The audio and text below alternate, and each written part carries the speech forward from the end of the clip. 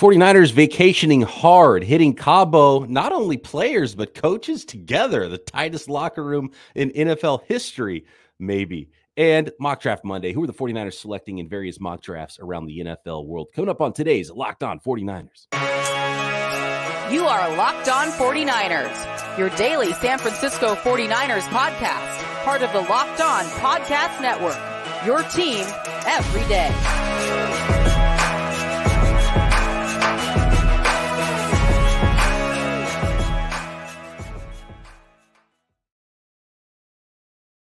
Welcome to Locked On 49ers. Brian Peacock and Eric Crocker at BD Peacock at Eric_Crocker. Thanks everybody for making this your first listen on the Locked On Podcast Network, your team every day. Today's episode brought to you by Ultimate Football GM. Ever dreamed of becoming an NFL general manager, managing your football franchise top to bottom? This is definitely the game for you. Download the game. Just visit ultimate-gm.com or look it up on the app stores. Our listeners get a 100% free boost in game to their franchise when using promo code Locked On inside the game store. Ultimate Football GM. Speaking of being a NFL GM, we got some mock drafts to look at today on this Mock Draft Monday episode. I hope everyone had a great weekend and maybe some extra holidays for you on this weekend. Croc and I getting to you a little bit late on this Monday. Before we get to the Mock Draft Monday portion and look at some of the players the 49ers are being connected to in the mock draft world, Niners on vacation, Croc. I need a vacation. I'm seeing these dudes yucking it up, having fun on the beach in Cabo, and I'm like, man, that looks pretty good right now. And this is a vacation season for NFL. Real quick, have you been to Cabo? Never have. Okay, I haven't either. So yeah, I've never been to Mexico. Matter of fact, I've never been out the country. So okay, it's on my bucket list. I've been to Mexico, but not to Cabo. Yeah. And I had some good times, but that would be fun. And if you want to rub elbows with like NFL players, go to Cabo in February, because that's when they're there, man. Coaches and players alike. But you've seen this with Kyle and Trent Williams and Christian McCaffrey and Juszczyk and the whole crew just kind of hanging out on the beach together in Cabo. Croc, is this strange? Maybe I'm missing something, but seeing a coach and players vacationing together. And remember the famous Stafford trade went down. Kyle Shanahan was in Cabo. So was McVay, right? And I think maybe the quarterback was there too, right? Were they all in Cabo? Yeah, I think Stafford was there too. I think Stafford was also there. So yeah, this is a yearly event, but seeing the players and the coach together, it's kind of wild. It's pretty cool, but it's like, are they too close at a certain point? I think they're there's that fine line, right, between being the player's coach and then obviously, wanting to be that authority. And I think Kyle Shanahan does a terrific job of playing both sides of the fence when it comes to that. The thing that is very interesting to me is, I mean, personally, I have never seen a coach so close to his players, right? I mean, you've had position coaches, especially a head coach, but position coaches, you want to develop this relationship with your players. You take them out to eat. You might eat with them and things like that. But I have never personally seen a coach vacation with his players. And we've talked about how I'm like, man, off air, of course, it's kind of a little too close with his players. And I guess the results would say, nah, man, like, this is cool. They just have a great relationship. But it is something that you just typically don't see. Even with Sean McVay, and maybe they do it, and maybe we're just not as close to the Rams, so I haven't seen it. But he's even younger than Kyle. And I think when he got hired as a head coach, was he a head coach at 31 years old? I still don't think he was, like, vacationing or hanging out or having drinks with his players, at least from what we've been told. So it's an interesting dynamic. It seems to work for the 49ers, but I do think when you do have that type of relationship, it is kind of a thin line. Now, maybe it works, and maybe that's why he's able to be as upfront and real with those guys, and they know that he has their best interest in mind because, hey, we are close. So when he tells me something, I make sure I listen. Yeah, hearing Deebo talk about it. And Deebo, by the way, there, I think, so I mentioned McCaffrey, Juszczyk, Trent Williams in one of the little videos I saw, a little animated GIF there, and they're all posting different stuff on their socials and their wives. Trent Williams, Kittle, Deebo, McCaffrey, Juszczyk, Kyle Shanahan. I think those are the ones I saw. There might have been more there behind the scenes that I didn't see in some of the videos. And we had talked before how close Deebo and and Kyle Shanahan are, and that, you know, Deebo's talking about, I talk to him every day. And I know some of the disgruntled stuff was overblown, and there was a lot of negotiating going on last offseason with Deebo not being happy with this or that. And clearly not a lot of it was true. If any of it was true, he was just trying to negotiate, and they used some public avenues to help that negotiation along for Deebo getting his contract last year. But it's what was the quote that Deebo said about Kyle doesn't make any decisions without running it by his players first? Is that what it was?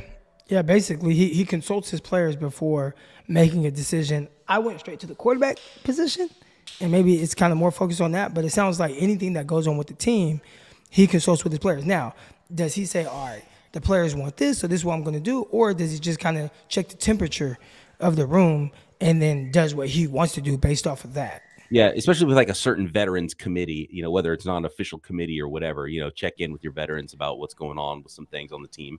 And that makes a ton of sense. And it's pretty important. Yeah, teams have that. You have your captain's council, and there are a lot of things that get run by them, or at least it gets ran by them when it comes to decision-making for the team, whether it's the structure of a practice, or, hey, does this work, or let's do this. And a lot of things, or something that might be like a disciplinary thing where a player gets kicked off. Like, a lot of it runs through the captain's council, and some locker rooms allow their players to police each other. So the captain council will come together and they'll make a decision based on a player or their whatever, and then it kind of runs through them. So that's not like out of the ordinary. A lot of teams have that, and coaches lean on that. So they have kind of eyes and ears in the locker room, but guys that are going to hold each other accountable. Yeah, and Kyle's a younger head coach, but not quite in the same age group as a lot of his players.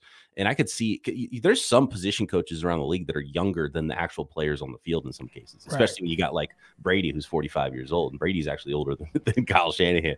But it is interesting to see how close Kyle is with some of his players. And I think for the most part, it's pretty cool. And of course, this is the off season. So, you know, people want to take it to another level. And I don't want to, you know, make any declarations about this is amazing, best locker room ever, because they're hanging out on a beach together. It might've just, you know, happened a certain way, and it was one day and they got away and did their separate things as well. I don't know the details of it, and I don't want to say it's necessarily a bad thing either. Kyle's too close to his players and this and that, because there's a lot of takes out there. But one of the takes, and one of the interesting things, Croc, is there were no quarterbacks in Cabo. No Trey Lance. Brock Purdy's getting ready for his elbow surgery. Do you take anything away from that? No Trey Lance. He's not one of the boys.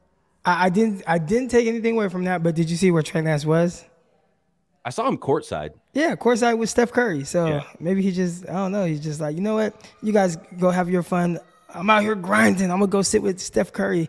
Now, I don't know what he's doing, but it sounds like he's still recovering, but he decided to stay. Although when you're a quarterback, you can't go hang out on the beach if you missed all season with an injury. You got to be rehabbing hard every day. I think that would be the other. So that's the way. So fans are going to see that and say, oh, they don't like Trey because Trey's not there. If Trey was on the beach, so he's like, I can't believe Trey's on the beach partying, vacation in Cabo. He should be rehabbing. He should be working on his injury stuff. So you can't win, man. Yeah, and I think right now our quarterbacks between Purdy, right? Because same thing with Purdy. If Purdy's out there and it's like 2 days before you get surgery, you're out there with Cabo, like he's not serious, right? Oh, is that why you postponed your surgery to late February? Now you're going to have to be back in time because you wanted to go party on the beach? Yeah, that's what the conversation would be. But I think, you know, everybody, there are clicks. I was a little bit more surprised to see Deebo and like Trent Williams because obviously like it's a tight-knit locker room regardless, but even with how tight it is, you typically see certain people hang with certain guys, right? Like, where was Brandon Ayuk? Was Ayuk there? And typically, when you see Deebo, you see Trent Williams, you see Ayuk. And then there's another group of guys when you see Kyle Juszczyk, you see Kittle, you see McCaffrey, you see Jimmy Garoppolo, right? Like that group of guys. So it was cool to kind of see them kind of all grouped together. I did see Ayuk recently. But where are the defensive guys at? Doing something. Did it feel like it was all offensive guys? Did you see any defense? Nick Bosa? Anybody? No Bosa. Bosa just kicks it in Florida. That's all he does. He's eating weights. Yeah. Well, you know, it's funny because especially with Deebo last offseason was like, I do my own thing. I work out over here. I don't go where everybody else is at. And now he's in Cabo with everybody having a good old time. Well, that's because they're partying. No, he does his own thing when it comes to how he works out and make sure. But wait, there's a party? Oh, I'm there. So yeah, he's gonna be at the party in Cabo. Is he gonna be working out in Santa Clara? I doubt that. He'll be in Miami. Yeah, and obviously it's it would be funny and pretty telling. I wouldn't be shocked at all if he's actually working out most of the offseason with the dudes in Santa Clara and on the West Coast. But there's a lot of negotiating going on with all of the storylines with Deebo last year. Yeah, and we do want to make it clear, just because he's partying in Cabo for a weekend or whatever it is, does not mean that he's not taking this offseason serious in the sense of getting his body right. You got a lot of time for that. So, but hopefully he does, take the necessary steps to make sure that he comes into camp and is the best version of himself. Because I think it was like either last season, and there was the holdout stuff, but it was like when he was coming back, he had to work out on the side for a while and, kind of do that whole thing. Let's be ready, as soon as those bullets start flying. Absolutely. And they're working out Rocky Balboa style on the beach in Cabo, and whatever hotel they're staying at, it's the nicest hotel with the nicest in-hotel gym as well. So, they could be doing some things there. But, man, the grind of an NFL season, 20 games, going through the NFC Championship game for the second year in a row, need some time off. You got to rest those bones, man. Yeah, they are humans. So, there's only so many that are like machines where it's just like the grind don't stop. There are some of those guys, but you got to have a little fun with it as well. All right, Mock Draft Monday. Let's check in on what certain NFL draft gurus are handing out to the 49ers in these mock drafts and see what we think about those picks and where the 49ers might be headed with especially those late third-round selections starting at around pick 99 in April next. Today's episode is brought to you by Ultimate Football GM. You've heard us talk about this mobile app for a while now. Super fun, competitive, realistic format for managing your NFL franchise from top to bottom. And this is off-season time, so this is when you are making your money on Ultimate Football GM as well. You're responsible for controlling the destiny of your franchise. And if you've ever dreamed of being a general manager, this is the mobile game for you. Hiring the right coaches and coordinators with certain scheme-specific tendencies in mind for those coaches and coordinators, by the way. Trading players, trading away players, acquiring players, navigating your franchise through free agency. Of course, the draft, one of the most fun things you can do on any offseason. And a lot of people think the offseason is as fun as the regular season. It's especially so for those teams that might be fans of teams that are losing franchise. When you are a fan of the 49ers recently, you've been playing a lot in January, and the season's a lot more fun than the offseason, especially if you don't have any early draft picks like the 49ers don't this year. But all the ups and downs of a season, build your dynasty for 25 years with Ultimate Football GM, completely free and playable offline, play on the go, and as and when you want to. Locked On listeners get a 100% free boost to their franchise in-game when using promo code Locked On. So make sure you check it out today. Download the game. Just visit ultimate-gm.com or look it up on the app stores. That's ultimate-gm.com. Ultimate Football GM. Start your dynasty today. I do want to remind everybody about the new Peacock and Williamson NFL Show YouTube channel. We used to be on the Locked On NFL YouTube channel. Nothing else changes if you're a Peacock and Williamson listener. We cover the entire NFL every single day here and throughout the offseason, and some great offseason coverage right now. The latest episode about the best franchises in NFL history in the Super Bowl era, the 49ers among those. So check out that episode and make sure you subscribe up to the brand new YouTube channel of Peacock and Williamson. It's youtube.com/@Peacock and Williamson is where you can find it. Subscribe up there, and I appreciate you. Okay. It's mock draft season, Croc. And a lot of these mock getting Bryce Young. They're getting Bryce Young. They're getting CJ Stroud. They're getting a quarterback. You got to wait a while. And last week was the first time I started to see some 3-round mock drafts where some actual 49ers picks show up. For those of you not paying attention and not keeping score at home, the 49ers do not have a first-round pick. They traded that one away for Trey Lance a couple of years ago, and they don't have a second-round pick or their third-round pick or their fourth-round pick. Those were all traded for Christian McCaffrey at the deadline. They do have some comp picks, though, late round 3. It looks like those are still projected. We don't know the official draft order, but these guys projecting these compensatory selections do a really good job. So for Saleh, Mayhew, Rand Carthon, Mike McDaniel, D'Amico Ryans, they've got the 49ers a lot of compensatory selections at the end of round 3. It looks like they're going to have 3 comp picks this year, probably around pick 99, 101, and 102. And so it's going to be hard in mock draft season because you don't know who's going to fall. There's going to be some players that you think are going to go top 50 that might still be there for the 49ers. And then there's going to be surprising selections where you never heard of a guy in your life. I think one of the best ones, and you and I, Croc, we follow this stuff, and, we follow the Senior Bowl, so we know who Jaquiski Tartt was, but he has such an interesting name, small school guy. A lot of people, he went in the second round. When Jaquiski Tartt's name was read out at the NFL draft in the second round, whatever that year was, 2016, 2015. And some fans were like, excuse me, what?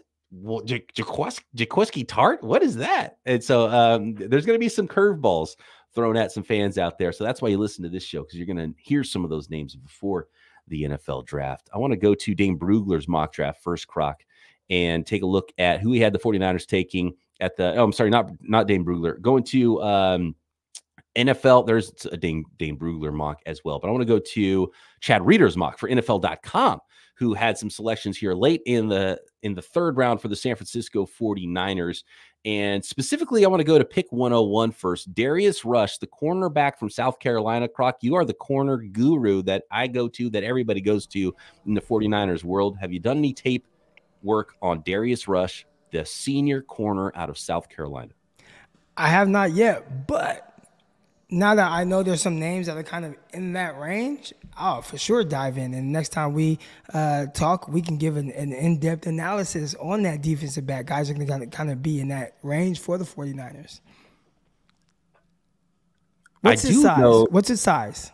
Hold on. I got to pull that up. I got multiple tabs here with so many different names on them. By the way, shout out to Kyle Madsen of Niners Wire, who has already started to compile a list of those names being drafted to the San Francisco 49ers. So Rush has some length to him. He is I think he's right around 6 feet, 6'1". He's pretty well built, over 200 pounds. And he made the switch to defense. He was recruited as a wide receiver earlier on in his career, so he's got some ball skills as well, although his ball skills might not be great if he had to go to defense from the wide receiver spot. That's probably why he had to start playing defense, was because of ball skills. It happens a lot, too. I see that with wide receivers turn corners, and it's like, oh, man, you must have really great hands if he's a corner that used to play wide receiver. It's like, well, he probably is a corner because he didn't have good hands as a wide receiver. And I see that a lot with safeties who turn. I strongly disagree. I strongly disagree. And then there's safeties that turn linebacker, and it's like, oh man, he's good in coverage because he used to play safety. It's like, no, the reason he got converted to linebacker is because he wasn't good in coverage. He couldn't hack it at safety. Listen, man, DBs is I have to defend them, right? Richard Sherman, converted receiver. Right? Here's a receiver, converted to cornerback at Stanford. You got any issues with his hands? No, he's just too slow to play receiver. Right. No, definitely not slow. Too slow. He ran in the 4.5, so he's fast enough. But that's interesting. I wonder why, because I don't remember watching any of Sherman play wide receiver, but he's 6'3", long arms, got good hands, he's smart. He just wasn't explosive enough. That had to be the reason, right? Well, it sounded like, you got these theories out there, but there was some kind of clash between him and Jim Harbaugh. And Harbaugh's an offensive guy, so he's like, just get him in just give me on the other side of the ball. Get him in a different meeting room. I'll tell you this. This is why guys play receiver and guys play defensive back. It's not because of hands or lack thereof. It's a mentality. And receivers, they're just not dogs like that. They're kind of soft. They're like kittens. And DBs, you play on that dark side. You got to have a certain mentality. I think Richard Sherman's mentality fit more the defensive side of the ball than the offensive side of the ball. So that, I said it. Receivers, come at me. Yeah. I mean, I totally disagree. You don't think Deebo's a dog? I think a lot of times what makes a receiver great is that they are dogs. Those are the great ones, right? Not as much of a dog as Richard Sherman. Is Richard Sherman a dog, or does he just talk a lot? Does he bark a lot? You know what I mean? A little bit of both. Okay. I think that's what comes with it, right? Like you have to have the big bark because, at the end of the day, you're not going to fight. Remember Trent Williams mushed Richard Sherman back in the day. Do you remember that when Trent was with the Washington Commanders? Oh, yeah. After the game, he boom in, and Richard Sherman was like, "Hey, man," Yeah. But so typically you're not gonna get hit, so you can talk all the trash you want. Yeah, he goes, do something. Trent hit him in the face, and he put both hands up and backed away. He's like, and he like started laughing, and like, he stopped saying do something. He's like, yeah, never mind. You got to laugh it off. You got to laugh it off. That was like Richard Sherman's public enemy number one. 49ers fan. That's amazing how 49ers fans feel about Richard Sherman now versus love him. But as far as this corner, my sweet spot, right, is from about 5'11" to about 6 foot, maybe 6'1", around 190 to 200. Like, that's kind of the sweet spot in the sense of the change of direction. Not too long-legged for that change of direction. Typically, the guys are closer to 5'11", have just better feet, better hips. The taller you get, the longer that transition is. So it sounds like he's a guy, if he's hovering around 5'11", close to 200. I like that 5'11", 190 range, but I'll take close to 200. So your dude is going to be Devon Witherspoon, right, in this year's draft? Because that dude, like the him. thing people don't love about him is his size. He's kind of, I think he's listed at 6 feet, but he's definitely not 6 feet. He looks to me like he looks to me, to be honest with you, a lot like the size and weight of Emmanuel Mosley. But people are talking about him as a top 10 pick, and it's like he's speaking of dogs, he's a dog. He's really good ball skills. Like, everything I see from him, I love. So I know you're going to love Devon Witherspoon. I don't know how you've looked at the film of him, but the thing that he'll get knocked about is probably his size. I think and all these guys end up coming in. This is what happens in the NFL draft. Everybody out there, you're looking at what their listed heights and weights are. They're going to gain 5 to 10 pounds, and they're going to lose an inch. So just when you see, Darius Rush, he's listed at 6'1", 196. He's going to come in over 200 pounds, and he's going to come in 6 feet flat, maybe 5'11", 3/4. Like, that's just the way it works. See, but that's my speed. About if he's about 6, which I just got measured, right? I got my official height measurement. Official. 6'1.5". Wow, you've been telling people you're 6'2", not even 6'1". No, I tell people I'm 6'1". Okay. And I'm still 6'1" to y'all. Everybody out here listening, I'm 6'1". If you see me, you're like, oh, Croc's like 6'2", right? I in person, I look close to 6'2". So I was listed at 6'2". I say I'm 6'1", but my official, down to the centimeter and all that, 6'1.5". It kind of is like a little shot to the ego, just a little bit. Maybe I'm shrinking. Maybe that's what it is. I've been telling people I'm 6'4", and I think that's a legit 6'4", but we'll have to see. I haven't been legitimately. I've been on the scale a bit because I've been trying to get in better shape. I dropped about 5 lbs recently, which feels good. I got a lot more work to do there to get back to my pre-pandemic self. But I haven't checked on my height since I was like 18 years old. So I have no clue exactly how. Check that height. You might get a nice little surprise, like 6'2.5". No, I'm joking. You're taller than that. But. I'm definitely not coming in at 6'2.5". I'm 6'3.5". That would be something that's where I was when I was 18, 6'3.5". So, I think I gained an inch since then, but we'll see. But yeah, so Darius Rush, we'll move on to some other prospects here. Darius Rush, 6'1", 196, but he looks to me like he's pretty big, legit. So 6 feet 200 is about what Darius Rush is probably going to weigh in at the combine. No, I like 190. He listed at 196, right? Yep. I like that weight. 195. Give me 6 foot 195. I like that. 5'11", 195. I like that. That's good. He's your guy. 3 interceptions, 15 pass breakups, starting 2 years at corner after he made the switch from wide receiver. Here's our guy Brad, who is a offensive line expert. He hits the offensive lineman hard. One of his favorite prospects was recently mocked to the 49ers. We'll check out some other prospects as well that are going to the San Francisco 49ers late 3rd round with those comp picks in the NFL draft next. Just want to say thank you once again, everybody, for making us your first listen on the Locked On Podcast Network. Check out everything we got to offer, talking about NFL draft. The latest mock draft from the Locked On NFL Draft crew is up as well. So check out that podcast. And of course, Peacock and Williamson NFL show. Make sure you're subscribed to the brand new Peacock and Williamson YouTube channel. And thank you very much for that when you do. Okay, Croc. Nick Saldiveri. I butchered his name. Saldiveri.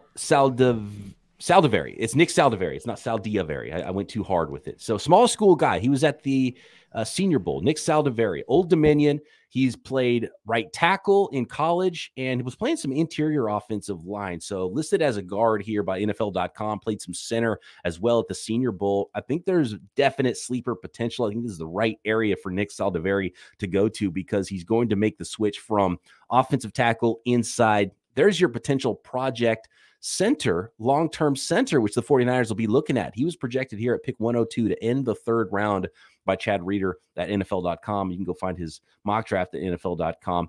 And he's got the Brad Graham from the SF Niners. He's got the Brad Graham stamp of approval. We talked a lot of ball with Brad at the combine. We've had him on the show here before, so I trust his evaluations. And I was watching him playing center in some of the one-on-ones at the Senior Bowl, and he plays center like an offensive tackle. So I think he still is raw in the interior and has some work to do, but he's a good pass protector, and he's got good feet. And is he a road grader enough? Is he going to meet the physical standard that John Lynch and Kyle Shanahan are looking for? But Nick Saldiveri out of Old Dominion, a really interesting name that I like for the 49ers, and definitely approve that mock draft selection from what I've seen so far. I think when you start talking about positional value, right, and then one of the words you use kind of like this developmental guy because you're getting him late in the third round, a comp pick in the third round at the center position. But to me, third round center, that's kind of like starting territory.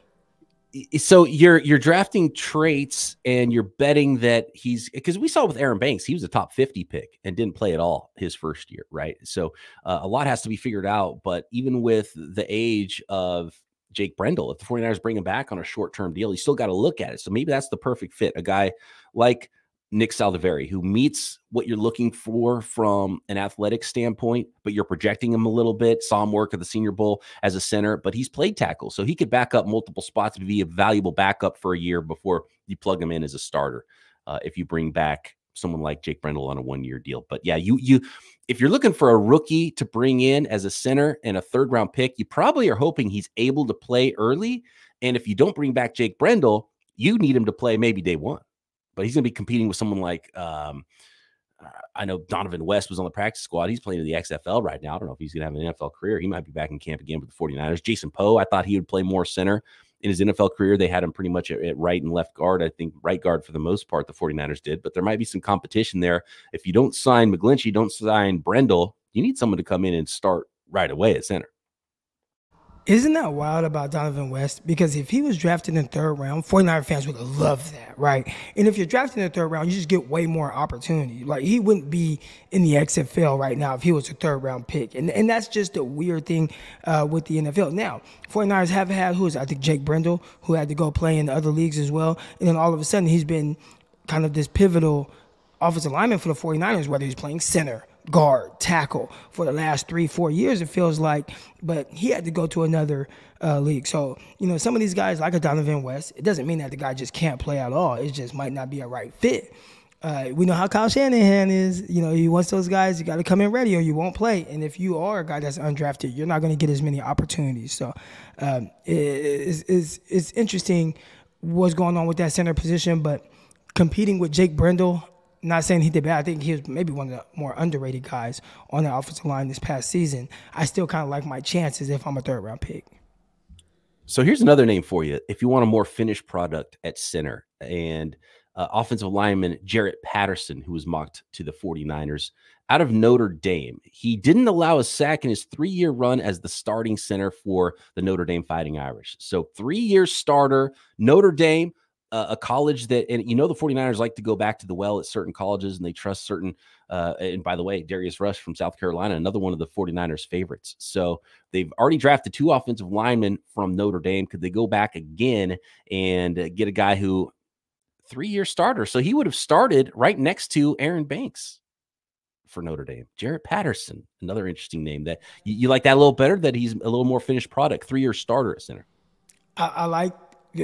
First of all, with, let's say, Brock Purdy, you see how much the experience kind of pays off. Again, doesn't mean that, this guy's going to be a player, but if you're able to get a guy at that level that played that many games, that started that many games, and you get him in that round, I like the idea of that for sure.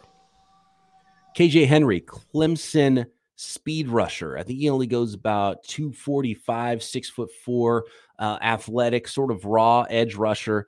I don't know if that's the type of player the 49ers really like a lot, but they did bring in Samson Ebukam. So maybe they're kind of okay with that sort of a style of player, but they've tended to like really bigger defensive ends and then smaller defensive tackles and just get everybody going upfield. That's the wide nine thing. Yeah. Right. So, but KJ Henry from Clemson is another name there. I don't know if I think they need a speed rusher, but I thought they needed, more of an edge rusher with closing speed for a while, and Drake Jackson could be that guy. I think he needs to come in a little leaner next year. But it's kind of the same with Kyle Shanahan's offense. There's a certain style of receiver that Kyle Shanahan just doesn't really like that much. And I've always like, oh man, they need a guy that's kind of like blank.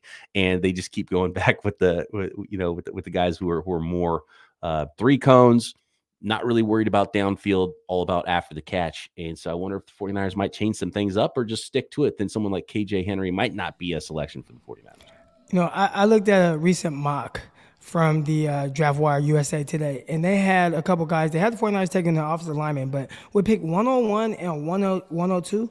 Very interesting prospects that I would not be opposed to the 49ers drafting. That one is safety, Boise State safety J.L. Skinner, and I watched him a lot Senior Bowl week.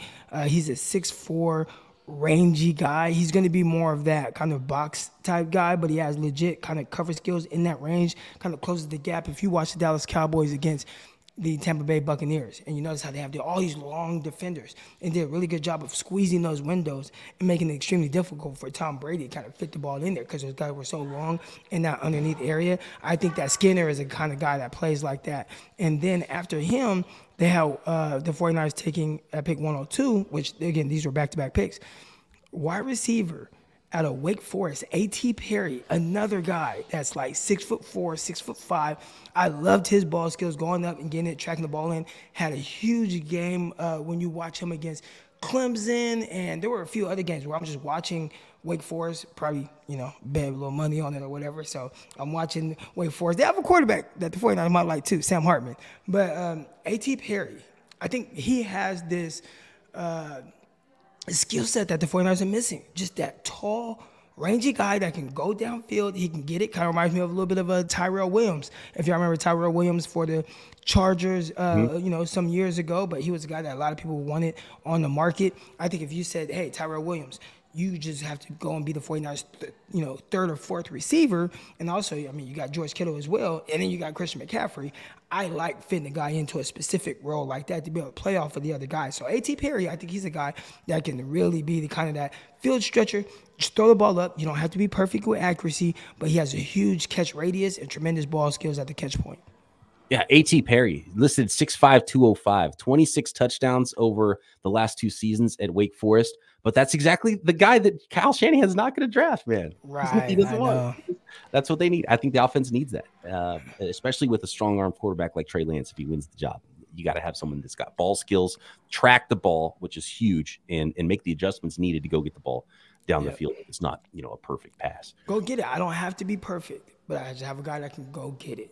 By the way, J.L. Skinner, we mentioned Duquoski Tart. It's the Tart scouting report. 220 pounds. He's listed at 6'4". If he shows up 6'2.5", he's legit. No, he's legit 6'4". At the Senior Bowl, they do like their official measurements at the Senior Bowl week. Yeah, he's legit 6'4". Oh, is he 6'4"? Dang, that's like where you start to, and that's why they're going to fall, right? Because 6'4", people aren't going to trust. Not a free safety. You're either going to go in the first round like Hamilton did last year, or you're going to drop a little bit because people don't believe that you're going to be able to cover in the league. A lot of offensive linemen. Another center prospect that has shown up on mock drafts, that is Olusegun Oluwatimi. He is a center from Michigan, from Jim Harbaugh's squad over there. He actually was at the University of Virginia and then transferred to Michigan and has started 49 games over the course of his college career. So a lot of centers showing up in mock drafts for the 49ers. Another guy here is not one of the top prospects from the Alabama defensive line, but Byron Young, defensive lineman from Alabama, that actually does fit, I think, what the 49ers like in a defensive tackle. He's a good run defender, but he's not 350 pounds, right? He's like 6'3", 300, and be a guy that could jump into the rotation, probably right away for the 49ers. Oh, and one more player I want to mention is safety from Ohio State, Ronnie Hickman. So he's started a whole bunch of games. In fact, 26 consecutive games there for the Buckeyes. So a guy who started multiple seasons for Ohio State, that's usually a pretty legit player, more of a box safety there again for Hickman. The Niners need a little more free safety, I think, if they're going to be drafting one. But Ronnie Hickman, Ohio State, another name. So a lot of safeties, a lot of centers so far for the 49ers showing up in mock drafts. Croc, what are you looking for the 49ers? You for a defensive back. So I'm gonna tell you, okay, it's a 3rd round pick. So you're not drafting Deion Sanders. What's the scouting report for the guy that you're looking for the 49ers to plug in the defensive secondary right now? I'm definitely looking for a cornerback. And, the cool thing about the NFL right now, you don't got to be Deion Sanders. There are no Deion Sanders. You're not going to have that shutdown guy. It's too wide open. They call every little penalty on you, right? Everybody hates defensive backs. So you don't got to be perfect. But can I get a guy, again, 5'11", 6 foot, 190, quick feet, change of direction, because those guys are more versatile in their scheme. They can play off, they're twitched up, they can play press just long enough with the arms, and has a nice change of direction. I would like to run about a 4.48 or better. That's what I'm looking for out of my corners. I'm going to find that guy.